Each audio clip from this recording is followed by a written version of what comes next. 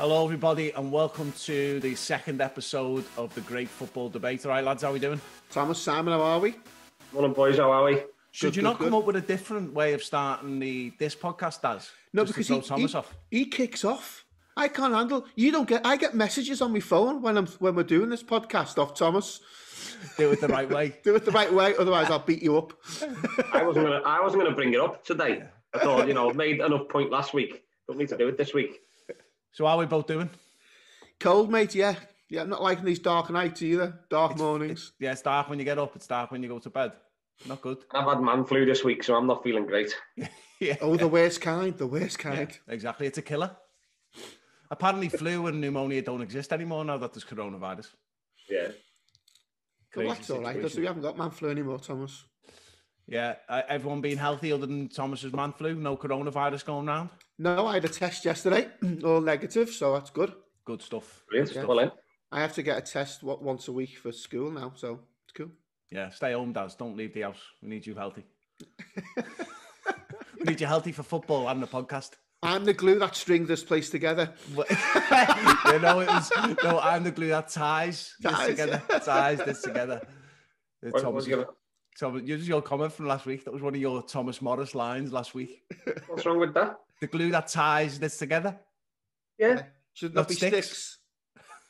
Doesn't matter. It's very leaning. All right, listen. Let's do something that actually gets to a conversation. So, on the last great football debate, the first great football debate, we debated Maradona, Ronaldo, and Messi, and who was the best player. And we got some really good feedback. Everyone's got a different opinion, by the way.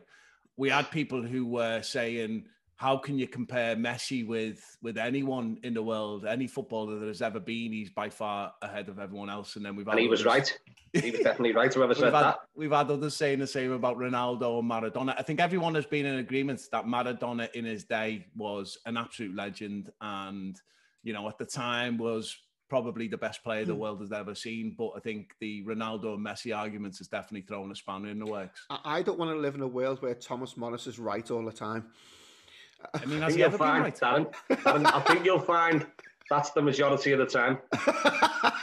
It is. It is to be fair. So I don't think there was a clear winner in terms of who people voted for afterwards. But it was a good argument, and it was good to get everyone's opinion out. So we thought we'd do another one. And in this one, we thought we would focus on coaches, or what we would call managers, because that's what they are. And instead of looking at managers throughout the time of football, we thought we'd focus on current day greats. And we will be arguing the merits of Jurgen Klopp, Pep Guardiola, and Jose Mourinho. Simon, I've done Dean Smith. Yeah, no, he's not got in, mate. He's not got in. Oh, you're joking. He's not a modern day great, not yet. So the way we've split this up is, obviously Thomas won't argue for anyone other than Klopp. So Thomas is going to take Klopp's side. Darren is a Mourinho lover and is going to take Mourinho. And I'm going to take Pep Guardiola, even though it kills me arguing for a Man City manager. But the reality is he's the best coach out of the three of them. So we'll get into it. But so the format, similar to last time, is whatever the argument is, the argument is. As far as I'm concerned, it isn't really an argument, because I think Pep Guardiola has proved over the years that he is the greatest modern day coach, given the tactics that he's created. I mean, he created football as we see it today with those midfielders, small midfielders. There was never a place for a Messi or a Xavi or an Iniesta before. Look what he did at Barcelona, and look what he's doing now at Man City. Great coach, done a lot for the game. I just think he's streets ahead of the other two. Yeah, I think you'll find, Simon, is that what Guardiola's done is basically copied what Bobby Robson and what Mourinho did at Barcelona, and just mirrored what Mourinho brought in, the original formation that people use today. So I've been doing a bit of research here. I would just say that's smart, to be honest, mate. I think it's smart. But Mourinho revolutionised tactics and revolutionised the formations that people play when he was both at Porto, Barcelona. He brought in at Real Madrid. He brought in the, just bear with me, I'm just scrolling down. I actually did some research for this. He was the first one to adopt a 4-3-3 formation at Chelsea with Claudio Makelele playing the role of the deep line midfield player. Yeah, but hang on. Pep had already done it. Pep had already done it. No, he didn't. Then he went to Inter Milan, Real Madrid. He changed to 4-2-3-1. Again, something that clubs use today. So actually, his tactics, he was the first one to pass notes to players on the pitch. If that doesn't... he was the first one to destroy football. That's what he was. He's used to have just gone for trophies and what they've won in the game. If we're talking about trophies, then Simon's already won, because I don't think anyone gets close to Pep. Thank you, Lisa. We can stop now. What do you mean? We're not talking about. I could have done it at Barcelona. We're not talking about trophies. We're talking about the impact they've had on the game, the way they've changed football, their style, how the fans live football through their teams. So, you know what? You've got to be looking at Klopp for all of them things. So when you look at the two coaches that used to have got, you're talking about managers that have gone into the richest teams with the biggest budgets in their divisions and in their leagues. But surely, Thomas, the best teams want the best managers. And then they're going to be successcul. You wouldn't see Sam Allardyce at Chelsea. You wouldn't see Sam Allardyce at Everton. Oh, sorry. You wouldn't see Sam Allardyce at Real Madrid because he's not the best manager. The best clubs want the best managers. No, the richest clubs, Darren, you're getting them wrong. They may not be the best. In fact, I know they're not the best. They're the richest. And what's happened is whoever is today's flavour of the week or the flavour of the year, or does a fancy new throw-in, or does it, special as a goalie with Breda Dare that does little backflicks kicking the ball out. They're the flavour of the month. And these mega rich teams think, oh, we want a bit of that. And they go and buy him, and then they give him £500 million and say, oh, go on, win the league for me and show me that you're the best manager in the league, in the world. It doesn't work like that. Pep Guardiola came out last season and said live on air that if he was put in any other position with any other clubs, he would really struggle with a low budget. But hang on, he only said that because, and it's been proven that he'd been drinking that day. So they'd been out on a bender the day before, and he hadn't got in till 3 o'clock in the morning. So you can't take any of that as gospel. He was out with Kyle Walker and Jack Grealish, I think. Going against the COVID rules. Yeah. Basically, Thomas, just he admitted it. No, Darren, just on that point, it's very important. He admitted that he couldn't do the job that managers like Carlo Ancelotti's doing with Everton, that Klopp's doing for Liverpool, where he hasn't got that huge budget where he can go out and buy 20 defenders for £500 million and fail with these defenders. But Klopp can't do that. Other managers further down the league can't do that. Mourinho and Pep have had that opportunity at every club they've been at. Mourinho, when he starts that Porto, by far the richest club in Portugal, he comes to Chelsea, the Abramovich area. There you go. There's £1 billion. Go and buy whoever you want and just win me the league. Didn't win them the Champions League, did he? Did he win them the Champions League with all that money? No. Pep is a fraud. Mourinho is the death of football. Have you finished now? Yeah, go on. Simon, we'll just have a conversation now because he gets very aggressive. He gets very aggressive when you try and speak to him. The issue is that top clubs, the richest clubs are richest because they're most successful. That's the bottom line. And actually, there's a story what Jan Molby tells about when he went to Kidderminster and managed the Kidderminster. Jan Molby was a top player, a great player. He went to Kidderminster and didn't understand why they couldn't do it. And it's the same when you have top managers. They're at top clubs and they want the top players because they understand what they're trying to achieve and they can do it. And that's the bottom line. But I also think that you're losing a little bit of your argument, Tom, by putting Klopp in with other managers within the division as well, because we went and spent 150 million on a keeper and a defender. So I don't know whether you can. Yeah, we certainly haven't spent the money that Pep and Mourinho have spent at Chelsea or at City. But I mean, you can't compare Klopp with some of those other managers where, like, Carlo Ancelotti is now going to spend a few bob. But I think when Pep came out last year and said that, I think he's referring to the teams that are mid-table and really struggling because they can't go and buy that big player. Liverpool can. I'm going to throw it back on you because when Klopp got into management, he was at Mainz. They had the lowest budget in the second division, and he got them promoted after a couple of years just by coaching them. That league is like it's one of the worst leagues in the world. Then he went into Bundesliga with the lowest budget in the whole league and got them into the Europa League with the lowest budget. Did fantastic. There's only one team in Germany. He went to Dortmund. They had no money. He had to train people up. He had a 19-year-old centre half. He had a couple of 18-year-olds in his team that he had to train up. And then 2 years later, won the league, won the double the year after. A couple of years later, got them to the Champions League final. All through coaching, not through spending vast amounts of money. You can't penalise managers because they're at a team where they have money. So you can't say that the best if they've got the most money. But you can't say that they're the worst because you don't know. So let's just. I like the way that you've avoided the conversation about trophies, although you've just got into it a little bit with Klopp. So Daz, let's have a little conversation about trophies. So here's what Pep has won. He's won La Liga 3 times. He's won the Copa del Rey twice. He's won the Spanish Super Cup 3 times. He's won the Champions League twice. This is all with Barcelona. Super Cup twice and FIFA World Cup twice. With Bayern Munich, he won the league 3 times. He won the German Cup twice. He won the Super Cup once, and he won the Club World Cup once. And then with City, he's won the league 3 times, FA Cup once, the crappy League Cup 3 times, and the Community Shield twice. But the issue, Simon, there is the reality is that he's won trophies at every team. So let's look at Mourinho. Mourinho was at Benfica, and then he went to Porto. In 2002, he won the League Cup twice. He won the league twice, League Cup, UEFA Cup, UEFA Champions League in 2 years at the club. 2 years.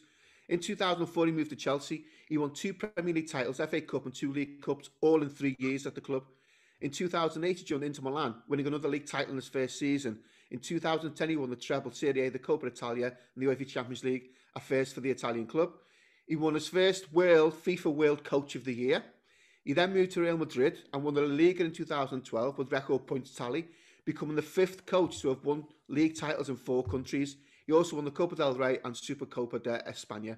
I'm just getting some fluent Spanish in there. It's quite nice. He won another league title at Chelsea and the League Cup. In 2016, he managed Man United, won the UEFA League, Europa League, League Cup and FA Community Shield.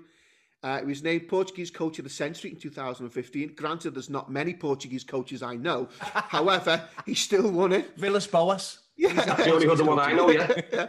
But I think what he did when he first certainly when he first came into the Premier League with Chelsea, I think he revolutionised the game.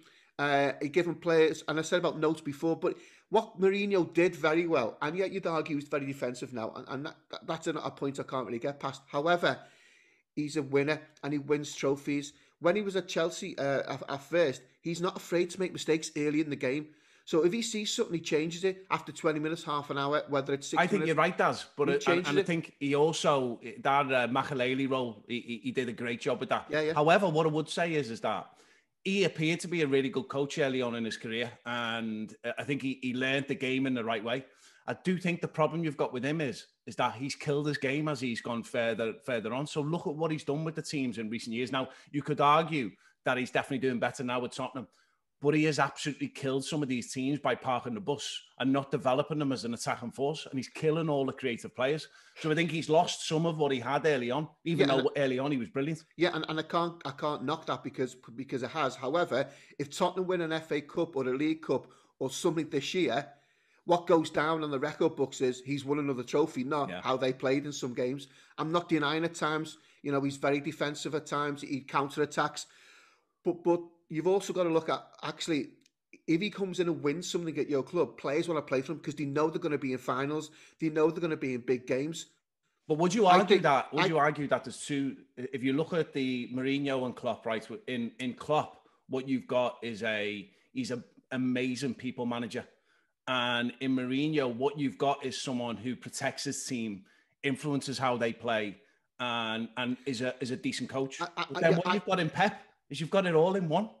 You've got it all in one. He manages his players really well, even though Kyle Walker has just been caught having a COVID party. And then he also coaches them really well and then gets results. So haven't you just got the best of both worlds? I love the way you set that up beautifully, by the way.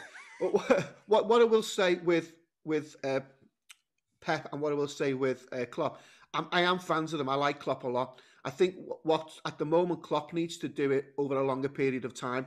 where he hasn't really done that at the top clubs and in the top competitions. He needs to continue what he's doing, and he probably will end up.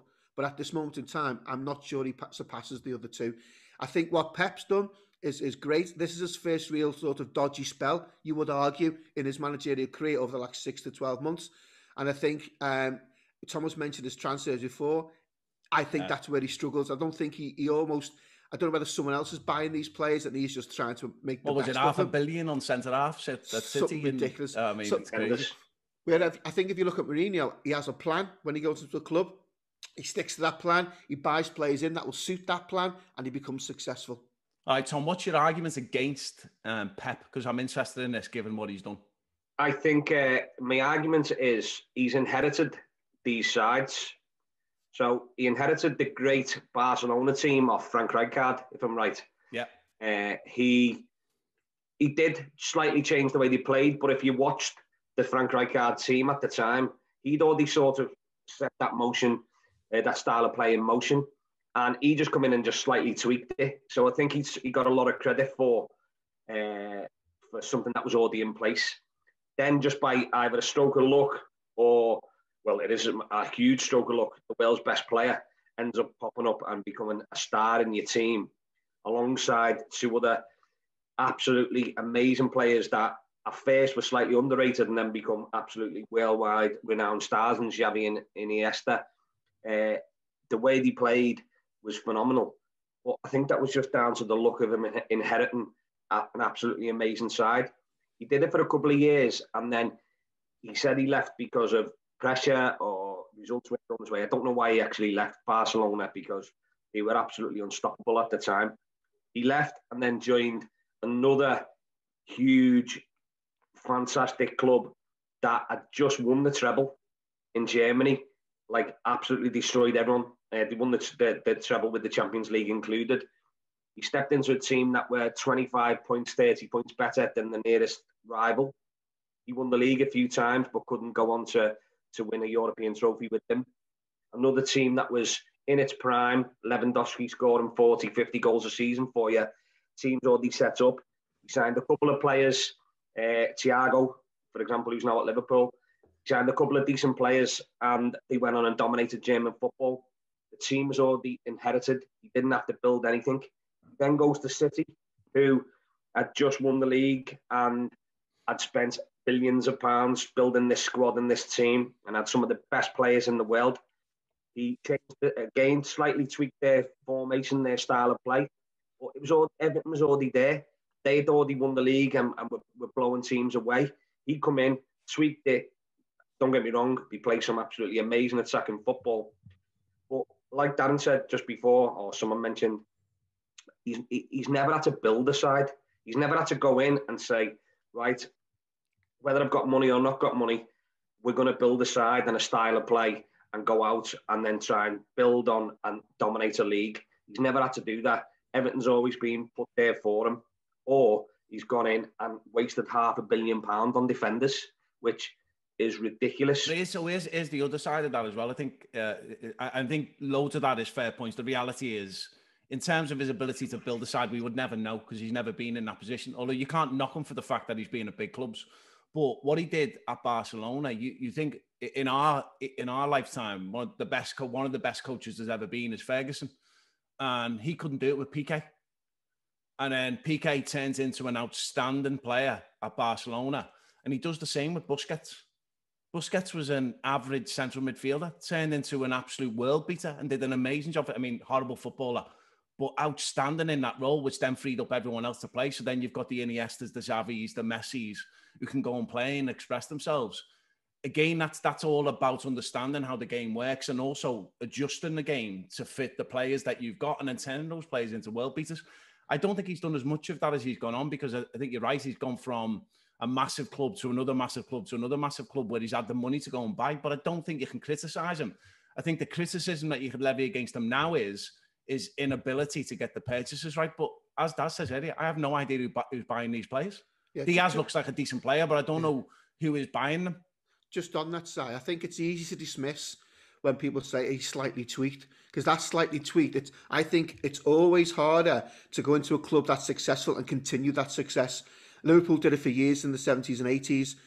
You've only seen what happened at United when Ferguson left. It's so hard to maintain that level of success. And Pep's done that to a point at Barcelona and Bayern Munich. And I think, it's easier to go in the club and ruin it than it is to maintain it. And I just think we have to not dismiss he went in and just tweaked it. Well, actually, that tweaking made them success the year after as well. Or he brought a player in that made him successful the year after. And like Simon just said, he brought in 2 players that made them more successful, maintain that success. Well, PK looked absolutely crap at United, didn't he? Yeah. He turned like a bus. All right, listen, let's talk about final arguments and why we think each one of these coaches is the best out of the 3. Daz, why don't you go first, mate? Okay, so I think Mourinho's the best out of 3 because he's done it over a period of time. He's done it in different countries. He's done it with teams that have had money to spend, but actually tactically, I think he's right up there. And against, if you're a player who wants to win a trophy, go and play for Mourinho. Good one, Thomas. The 2 of you are both frauds. You've been at the richest clubs in the world at the right time with the right players. You haven't actually had to go out and build a side to make them challenge. They've already been there when they've come to the club. They're already at the top of the tree, and then they've got all them billions to go along with it to boost them up. Klopp, on the other hand, has had to come into failing teams, struggle for money, and has built championship winning sides at Dortmund and at Liverpool after a 30-year wait. Now, I know he has spent some money, but he had to recoup that money. All our players that we bought, Alisson and the Van Dijks, come out of Coutinho's money, which we sold. He's a manager that is running a club at a set fee each year that he's allowed to spend, and he's doing an amazing job. And I don't think them two, with roles reversed, would be anywhere near what Klopp's done. So for me, he's the best. All right. So I think that's a really good argument for Klopp. And I think if we were having this conversation in 5 years' time, I think it would be very different. I think Klopp will either be at Liverpool for years to come and have great success, or he'll go on to someone else. And by the way, Klopp will go on to another big club because that's what great managers do.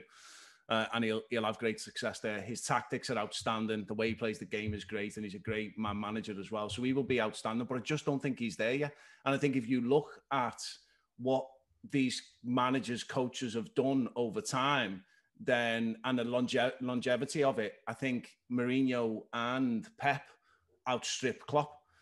Certainly don't think they're better in the longer term, but I think Pep just takes it. I think with his, we haven't even mentioned his playing career as well, which was outstanding. But then you look at what he's won as a manager, and yes, he has been at big clubs, but he's been at big clubs because he is the best manager in the world. That's why these clubs have taken him. He was at Barcelona, he proved himself. He went to Bayern Munich, he proved himself again. And now he's at City. Yes, he spent a lot of money, but you can't blame him for that. I think tactically, he's got a good way of setting up as a team. They attack really well. They play flow and football. And until Liverpool came along and knocked them off the perch, they were absolutely flying and looking like they were going to win it again. So I think right now, based on what we know today, as far as I'm concerned, Pep is the better out of the 3. Longer term, no doubt at all. I'm convinced, Thomas, that Klopp will be the best coach ever at some point in the future, but we're not there yet. So we'll see what everyone thinks. Give us your comments. Simon, are we going to go for a top 3? Well, that is the top 3, isn't it? No, yeah, like what order yeah. We think they're going in. Yeah, good one. It's a good job someone's listening. Good catch, Daz. All right, so Daz, do you want to go first with your order of the 3? Yes, I'm going to go for, I can't believe Dean Smith's on it. So Mourinho, I'm going to go with, obviously at the top. Second's a difficult one for me because I do like Klopp a lot. But again, Simon, your point about longevity, I think that's where we're at. I also like to see what Klopp does next, if that makes sense. It'd be interesting to see where he goes and what success he has. But if we're talking of sheer, at the moment, trophies, I have to go for Pep next and then Klopp third. But I do think, Simon, I agree, 5 years' time or so, it might be a different conversation, and I've got no doubt it will be. However, Mourinho, Guardiola, Klopp. Thomas? Gang of losers. To be honest, I'm a little bit stuck. I've got 1 out in front and then I've got 2 as a draw, so I'm going to go Klopp up top. And then I'm going to call it a draw between the other 2. What a cop out. That's a cop out. Hey, a Klopp out, if you will. To be honest, I don't like saying it, but I think I'd prefer Mourinho in second and Pep third. I just think Pep's, for all he's won, all he's done, I still think he's a bit of a fraud. So there you go. Klopp, Mourinho, then Pep. As we've said many times before, we have friends who call him Fraudiola on a regular basis. So obviously I will go with Pep as the number one. I think number two is really difficult because I think Mourinho now has killed his style. And although he was brilliant early on in his career, you look at what he's done to teams over recent years and he's killed them. Done much better at Tottenham, but for, maybe 5, 6, 7 years, he's been absolutely poor. So I'm going to go with Klopp second. More because of what I think he's going to do moving forward as well. I think as a manager today, he's outstanding, but he's only going to get better. So I'm going to go Klopp second, Mourinho third. But again, I think you could pick these anyway. The reality is it's all about personal preference. And again, that's what this is all about. We've got our opinions. We're arguing in some cases for people that we don't particularly like. But in terms of arguing what they bring to the game, it's a great thing to do. If you haven't watched it already, go and watch the first great football debate we did, where we compared Maradona, Ronaldo, and Messi, and it'll be linked to up here on the video. Go and have a watch of that. That was a good laugh, and we got some great feedback. And then give us your comments about this. Tell us who you think is the best manager out of the three of them, and also give us your top three. Do that in the YouTube comments. You can download the podcast on the normal podcast apps, Apple Podcasts, Google Podcasts, Spotify, loads of others as well. Also, you can visit the website at 3menoffootball.com and you can give us comments on there. Or you can come and join us in the Facebook group, the 3 Men of Football Facebook group, on Twitter, on Instagram. We're everywhere. Let us know what you think. And also tell us what you want to talk about next. We've got some good ideas of what we want to debate, but let us know what you'd like to hear us talk about and we'll try and get it on. All right, lads, see you on the next one. Speak to you soon. Bye-bye. See you, bye.